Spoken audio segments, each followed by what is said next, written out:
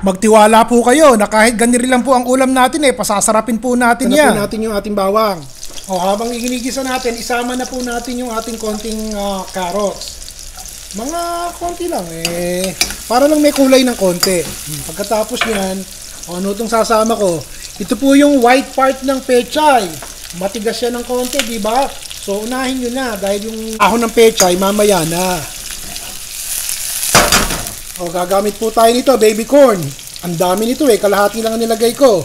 Kung mahal po yung nasa lata, sariwang mais na lang po ang ilagay nyo para mas okay at masustansya at sariwa Lagyan na natin.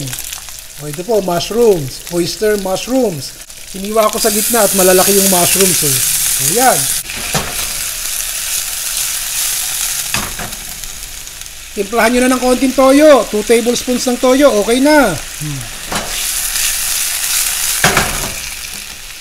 Konting oyster sauce. 2 tablespoons ng oyster sauce. Okay, di ba? Gusto nyo ng may sabaw. Lagyan natin ng 1 cup na chicken stock.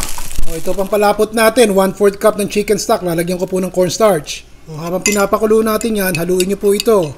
Ito pang palapot. Lagyan nyo ng konting pamintang durog.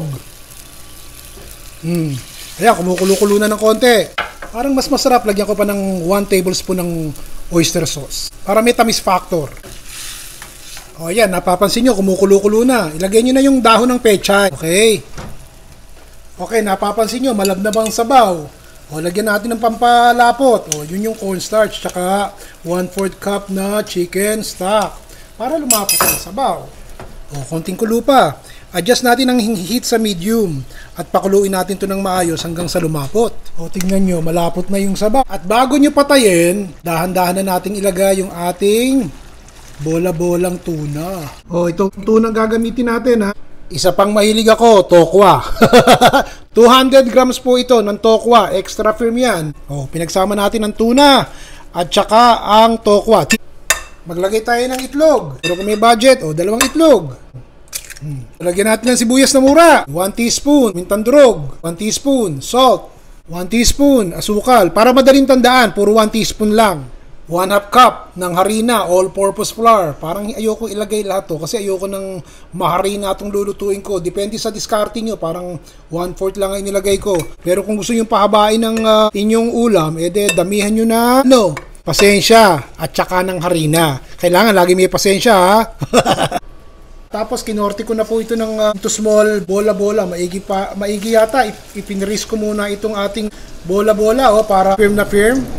Prito natin yan. 4 minutes ang total time na pinrito ko po ito. 10 bola-bola na gawa natin. Patayin nyo na yung apoy. Tapos na.